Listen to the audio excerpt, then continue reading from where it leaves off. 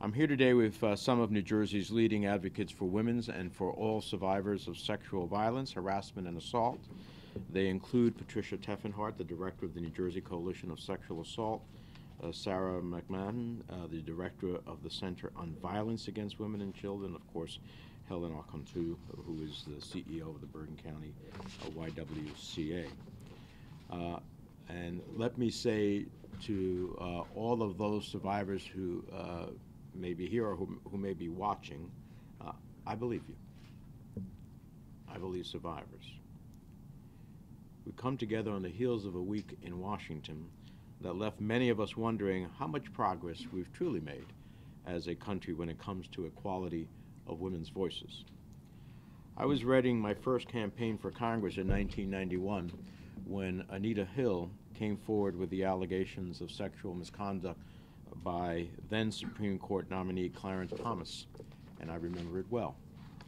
When Professor Hill came forward, President George H.W. Bush immediately put the brakes on the confirmation process and ordered the FBI to investigate. Dozens of witnesses were identified, and many of them came before the Senate Judiciary Committee to testify. Ultimately, a majority of the senators at that time did not believe Anita Hill, and they voted to confirm Clarence Thomas to the Supreme Court.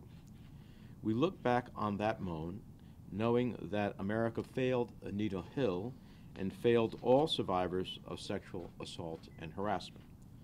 More than 2.5 decades later, I question how far we've really come.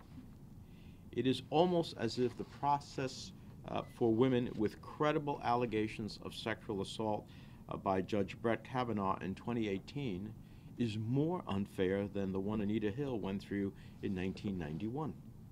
Despite repeated calls for an FBI investigation, Republicans on the Senate Judiciary Committee held this week's hearing. They should have demanded that the White House relaunch the FBI investigation before moving forward. Nor did Republicans consider other witnesses. They refused to subpoena Mark Judge, the other individual who Dr. Ford said was in the room when she was assaulted by Brett Kavanaugh. Nor would Republicans allow Deborah Ramirez, a Yale classmate, to share the way that Kavanaugh mistreated and humiliated her, or hear from Julie Swetnick, a rape survivor, who said she regularly witnessed Brett Kavanaugh take advantage of drunk young girls at house parties in the 1980s. Despite having the cards stacked against her, I was shaken to the core by the courage that Dr. Ford exhibited this past week. She had answered every question, and I have been in this Congress for 26 years. I've had a lot of witnesses appear before me in different settings, some contentious, some not.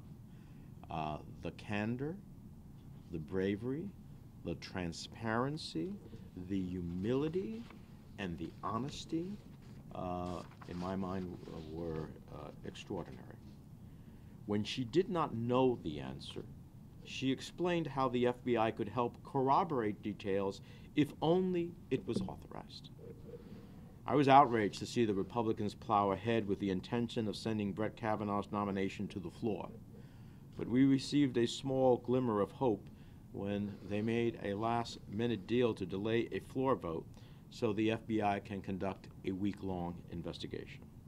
I'm concerned, however, about the scope and the time frame being artificially limited instead of an FBI probe that is full and that ultimately gets to whatever the truth is. It's outrageous that the voices of women and credible witnesses have been stifled throughout this process. Look, I was never going to vote for a far right-wing judge like Brett Kavanaugh to be on the Supreme Court. I said that before these allegations took place. In fact, I voted against Judge Kavanaugh when he was nominated to be on the D.C. Court of Appeals, and I feel that that vote has been vindicated as I see his record on the D.C. Court of Appeals and these charges. But I have to admit, I was incredibly disturbed by his performance this week. I recognize the pain that the families of both Dr. Ford and Judge Kavanaugh have experienced throughout this process. Yet there is only one witness in this week's hearings that repeatedly called for an FBI investigation, to evaluate these claims, and that was Professor Ford. Each time, Brett Kavanaugh was asked about accepting an FBI investigation or calling for one, he refused to embrace the call for such an investigation. I tell you, I think that tells you a lot about who is seeking the truth here. Never before have I seen a nominee for any position, let alone a judge to the highest court on the land, behave as though he was entitled to this confirmation. Judge Kavanaugh was belligerent to senators, dodged questions. He was disrespectful. This is truly not the judicial temperament called for in a Supreme Court nominee. He called the allegations of Dr. Ford and others part of a coordinated left-wing conspiracy, an act of political retribution for the Clintons. It was absurd and embarrassing. And unfortunately, it already confirmed what many of us already know about this man, that Brett Kavanaugh is a political operative cloaked in a judge's role. No one on the committee was questioning Judge Kavanaugh's record of being captain of the basketball team or his ability to get into Yale Law School, and yet that's all he wanted to talk about. Why my Republican colleagues can't seem to grasp is that you can be at the top of your very wealthy prep school class and still abuse women. You can be a Yale Law School graduate and still abuse women. Unfortunately, you can even be the President of the United States and still abuse women. Some of my Republican colleagues have asked, if such horrific behavior was occurring at all these parties, why didn't these women go to the police? Why did these women wait so long to come forward? Why now? That question ignores the truth that millions of women have suffered in silence. I can't tell you, over the last week, and especially since I got back to New Jersey, how in all of the events I've been going to, how many women have taken me aside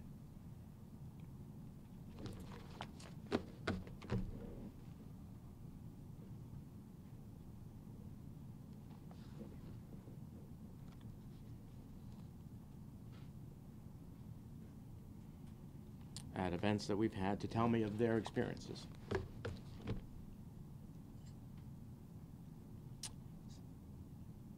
Far too many. Or how many have called our office this week. Either way, my Republican colleagues are living under a rock. Either they are cynically feigning ignorance over a transformative moment in American history in which survivors of assault are finally being empowered to break their silences. The Me Too movement may have started in Hollywood, but it has rippled throughout our society, from media companies to political offices to religious institutions. Many of these survivors, men and women alike, have come forward to share heart-wrenching trauma that they have endured for decades. And I believe that elected officials have a responsibility to treat survivors with respect and compassion. That's why earlier this year I invited Patricia Teffenhart to join me in Washington for President Trump's State of the Union address and to be a voice for the 1.8 million survivors of sexual violence who call New Jersey home. That's why I voted to pass legislation reforming how sexual misconduct allegations are handled in Congress with more accountability to taxpayers. That's why I stood up against President Trump's cruel policy of separating families at our southern border, many of them women and young girls who fled their home countries to escape horrific sexual violence. That's why I have been a strong supporter of the Violence Against Women's Act and its funding. And that's why I'll continue to fight for the rights of women in our economy, our workplaces, and our healthcare system. These events have reminded us that all too often the voices of survivors are disrespected and even derided in our society. No one should have to suffer in silence, and no one should have to suffer alone. At this pivotal moment in our nation's history, I believe it never mattered more that we stand with survivors of sexual violence and respect their voices. That's why I'm here today. It's time that we speak up, and it's time that we believe survivors.